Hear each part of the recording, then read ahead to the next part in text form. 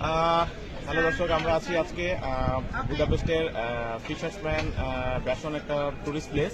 এই টুরিস্ট প্লেসটা খুবই ফেমাস। এখানে প্রতি বছর হাজার হাজার দর্শক আসে এখানে দেখার জন্য। তো আজকেও এখানে প্রচন্ড দর্শক আসছে এখানে। তো আমরা এখানে আছি, আমরা আমাদের এখানে সাথে আছে আমাদের বাংলাদেশি কয়েকজন, আমরা আসছি মিলে ঘোরার জন্য।